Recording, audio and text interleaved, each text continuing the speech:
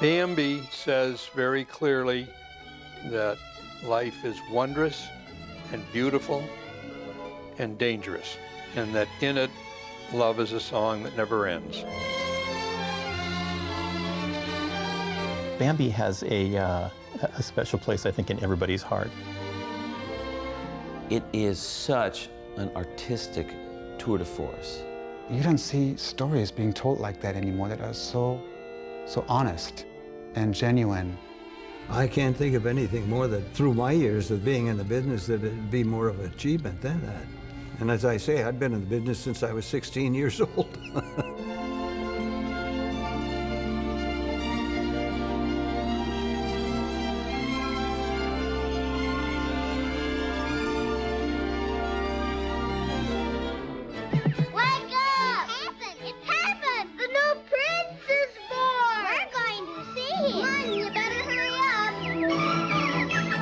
The story of Bambi is really the completion of a cycle. It's a circle of life. It's the original circle of life. So that's what Bambi is about, life and struggle and death and rebirth. And 52 years later, we see the same theme popping up in The Lion King. We first started out on Lion King, it was a little bit of a coming-of-age story, and at times people would call it Bambi in Africa. In fact, we had trouble getting people to work on it for a while because we said, you know, it's really great. It's kind of Bambi in Africa with Hamlet and Elton John music. It's going to be great. And people would kind of shake their heads and walk out of the room. But the idea of that was right. Bambi, at its heart, is a coming-of-age story. It's the coming-of-age story. What happens when we lose our parents? What happens metaphorically when we're kicked out of the nest? There really are a lot of parallels, and I think probably the animators were going back and seeking inspiration from Bambi. And we completely borrowed from it in big heaping spoonfuls for Lion King, and happily so. These stories, whether it's Bambi or Lion King, are just very difficult. You're not dealing with a straight dramatic story where good beats evil. It's just more involved when you deal with a circle of life or with growing up, with the change of the seasons, you know. You have to find your own story within that.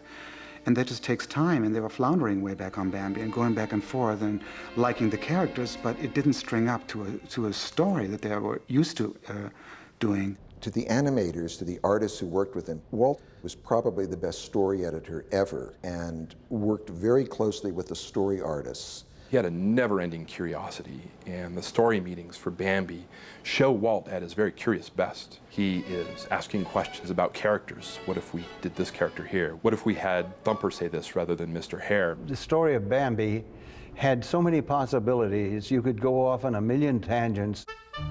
I remember the one situation that Walt became involved with himself. He said, supposing we had Bambi step on an anthill, then we'd cut in the inside and we'd show that caused all sorts of damage to the ant civilization in there, and we spent weeks and weeks developing the ants, and then all of a sudden we all decided, you know, we're way off the story. This has nothing to do with the story of Bambi. There really was a great deal that didn't make the final film. There were characters, the cute little squirrel that they had a lot of hope for, and the chipmunk. We had a family of grasshoppers, and they get into a family squabble over this or that, and Bambi is watching all of this, and here's the big head of Bambi and the little grasshoppers. And what's that got to do with the story, you know?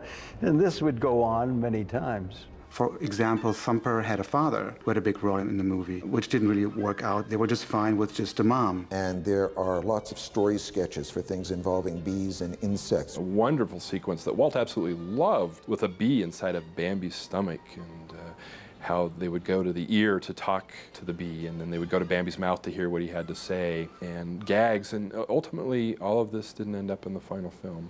Well, I think a lot of the telling of any animated film, and particularly Bambi, from what I've read and heard from some of the people that were very closely involved with it, is that it was sculptural. And I know it was extremely long when they first put it together, you know, well over a couple of hours, and extremely complex. And to try to boil that all down like a fine sauce into something that is thick and rich and interesting and essential to tell that story. In all the Disney films, there was an enormous amount of what some people would say superfluous work, but Walt saw as necessary, that was done and then cut. Bill Peet, one of the great story artists, once told me that if they had taken all the material they storyboarded for Pinocchio, the film would have lasted 2 days. Walt wanted to show the hunter burned to death by the forest fire that he inadvertently started. And he fiddled around with this for a long time. Now, we were going to show a boot and the charcoal all around it. In fact, I made the drawing for it.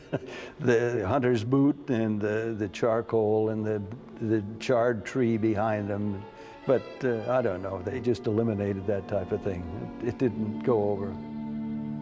It is man. He is here again. He wanted to have the impact, of man coming into the forest and interrupting this nature. I mean, that's such an important part of this story, but you never saw it. And it made it so much more powerful.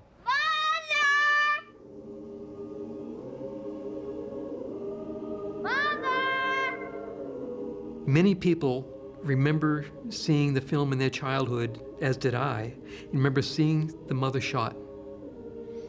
But she was never seen shot. She died off camera. But the impact was such that people remembered actually having seen the mother die.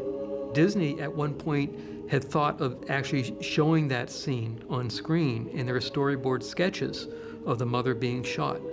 But eventually they decided that that was not something that they wanted to see on screen. In many ways, I think it's more powerful. Lion King was a little bit of a different story. We felt like on that film we had to deal with a dead body, and Simba actually walks up to Mufasa and says, Dad, come on, we have to go home. I think we probably dealt with it in Lion King in a more 90s way. Simba had to go out and truly grieve over the death of his father. In Bambi, his mother's taken away, and he's never left to grieve or talk about it or deal with it. I think it's equally sad and dramatic, but I think it was right for the Lion King. And I'm glad that they handled Bambi's mother's death that way, though, because I think it worked better for that film. Your mother can't be with you anymore. He sheds one tear, and he looks back. And as he looks back, I think what we as viewers see is the end of childhood. I've often thought that Bambi is a film that a lot of contemporary filmmakers should study because there are only about 1,000 words of dialogue in the entire film. And so you feel the characters breathing and thinking and reflecting and acting in ways that you often don't see today, where they're talking and making plot points so much, instead of allowing the visuals and the music to carry you through it. I think that was the brilliance of what those guys did on that movie, is they were able to show, not in direct strokes on the screen, but show in impressions. It was more important to lead the audience to a certain point and then let the audience's imagination take over, much more powerful. And that's why, to me, Bambi, even visually stunning, but it still looks very lean story-wise, really boiled down to its essence. I would say that Walt had more to do with that than anybody else. A lot of people ask me how much involvement did Walt have?